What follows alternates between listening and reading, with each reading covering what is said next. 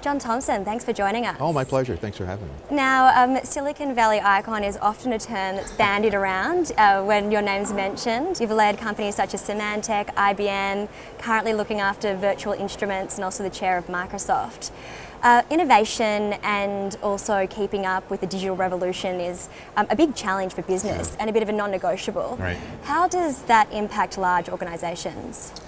Well, I think it's important for large organizations to recognize that they must embrace change, that they must be prepared to take advantage of what technology can bring to bear and how it can change not just business processes, but the relationship that they have with their clients. So if you think about the world that we live in today, it's more mobile than ever before. And so what has this organization done to embrace mobility and that interaction with its clients on the other end?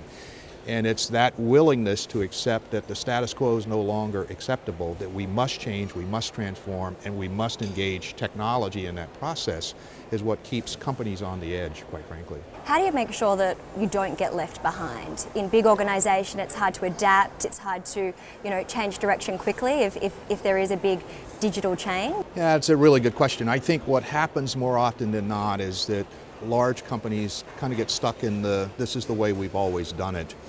And unfortunately, it often requires some exogenous influence in order for people to force change. Hence, we hit a road bump on performance. We have an activist investor come in and say, I want you to change. There are any number of catalytic effects that can, in fact, drive change today.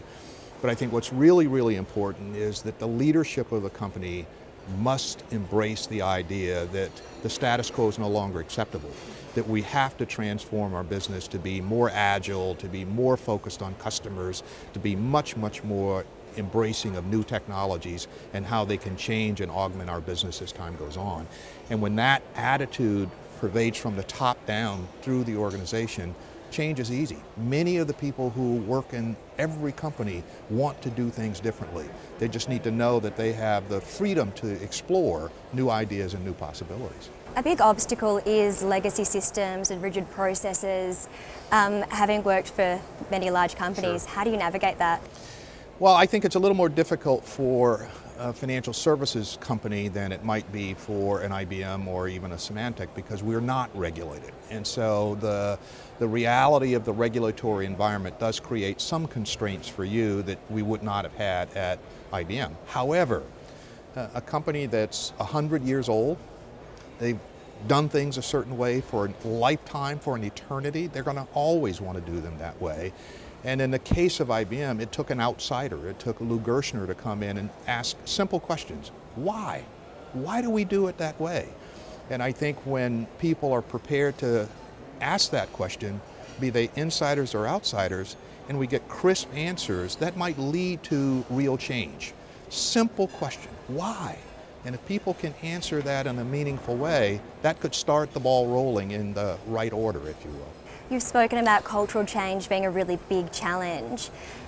As a leader, how have you agitated that in the past, and what have you learned from your experience? Well, I think the most important element of a transformation of any business is the continuity of the leadership.